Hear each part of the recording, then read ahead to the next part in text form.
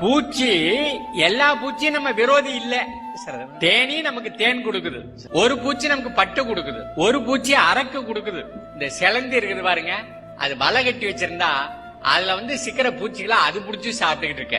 நம்ம செடியை திங்கக்கூடிய பூச்சிகளை அந்த சிலந்தி சாப்பிடுது. இந்த ரெக்கைய மடக்காம பறக்குது பாருங்க தட்டாம்பூச்சி, அது செடியில இருக்கிற புழு பூச்சி எல்லாம் புடிச்சு புடிச்சு புடிச்சு புடிச்சு சாப்பிடுது. நாம விஷம் தெளிச்சோம் பாருங்க கொசுவை கொல்றேன்னு சொல்லி, அத தட்டாம்பூச்சி தான் செத்து போச்சு, கொசு கொள்ள சாப்பிட. உங்க எல்லாத்துக்கும் தெரியும்னு நினைக்கிறேன். இப்ப குளிர்காலம் வந்துருச்சு, இப்ப அது ஃபேனை நிறுத்திட்டு தூங்கலாம்ல, முடியலையே. கொசுவை விரட்டுறதுக்காக போன் போட வேண்டியிருக்கு, ஃபேன் போட வேண்டியிருக்கு. மின்சாரம் நிலக்கரியை எரிச்சு மின்சாரம் உற்பத்தி பண்றாங்க. அந்த நிலக்கரி இருக்கிற ஆளை ஆகாயத்தை சூடாக்குது. ஆகாயத்தை சூடாக்குறதுனால பருவமழை இல்லாம போகுது. பருவமழை இல்லாதனால விவசாயம் நின்று போகுது. விவசாயம் நின்று போறதுனால பல பேருக்கு வேலை இல்லாம போடுது. அந்த வேலை இல்லாதவங்க தான் இடம் பெயர்ந்துகிட்டே இருக்கிறாங்க, பொழைக்கிறதுக்கு அங்கங்க போயிட்டே இருக்கிறாங்க. அந்த மின்சாரத்தை பயன்படுத்தி கம்பியில கொண்டு வந்து வீட்டுக்குள்ள விட்டு காத்தாடியை சுத்த விட்டு கொசு விரட்ட வேண்டியிருக்கு. கொசு விரட்டுறதுக்கு நம்ம இவ்வளவு பேரழிவுகளா நம்ம செய்ய வேண்டியது. ஒரு அழிவு செய்யறதுன்னு நம்ம இறங்கிட்டோம்னு சொன்னா சங்கிலி தொடர் மாதிரி அது பேரழிவுகள் அப்படி கொண்டுட்டு போயிடுச்சு. இத நவீன விவசாயம்னு சொன்னான், பச்சை புரட்சி விவசாயம்னு சொன்னான். இதுக்கு பேரு விஞ்ஞான விவசாயம்னு சொன்னான். இதுல விஞ்ஞானம் எங்க இருந்துச்சு? வியாபாரத்தை மையமா வச்சு அதுல எவ்வளவு லாபம் வரும்னு கணக்கு பார்த்து ஒன்னு ஆரம்பிக்கிறாங்க பாருங்க, அதுதான் இந்த பச்சை புரட்சி விவசாயம்.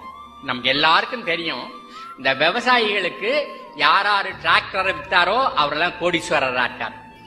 அந்த டிராக்டர்ல ஊத்துற டீசலை வித்தவரெல்லாம் கோடீஸ்வரரா இருக்கிறார். யார் அந்த ஒட்டு விதை வித்தாரோ அவரெல்லாம் கோடீஸ்வரரா இருக்கிறார். யார் இந்த ரசாயன வித்தாரோ அவரெல்லாம் கோடீஸ்வரரா இருக்கிறார். யாரு பூச்சியை கொள்றதுக்குன்னு விஷம் வித்தானோ அவன் எல்லாம் கோடீஸ்வரனா இருக்கிறான். யாரு சிமெண்ட் வித்தானோ அவன் கோடீஸ்வரனா இருக்கான். யாரு செங்கல் வித்தானோ அவன் கோடீஸ்வரனா இருக்கான். யாரு ஆட்டு மணல் அள்ளி கொண்டு போய் வித்தானோ அவன் எல்லாம் கோடீஸ்வரனா இருக்கான். யாரு இந்த பல்பை வித்தாங்களோ வயரை வித்தாங்களோ அவங்க எல்லாம் கோடீஸ்வரனா இருக்கான்.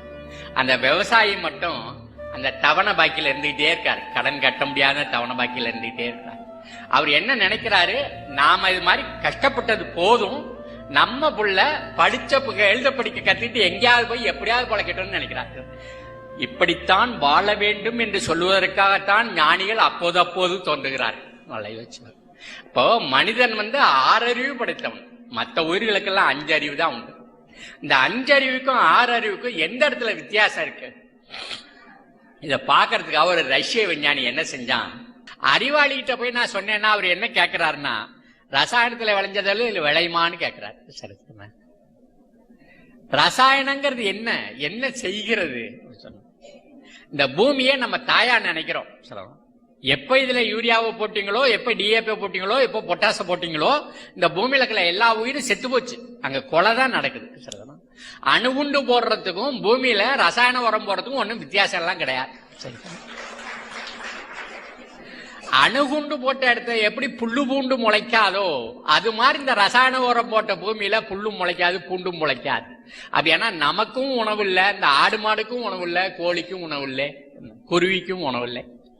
எப்ப இந்த ரசாயன உரத்தை போட்டோமோ அப்ப பூமி செத்து போனதுனால அதுல வளர்ற அந்த செடி இருக்கு பாருங்க, அது சத்து இல்லாததா இருக்குது.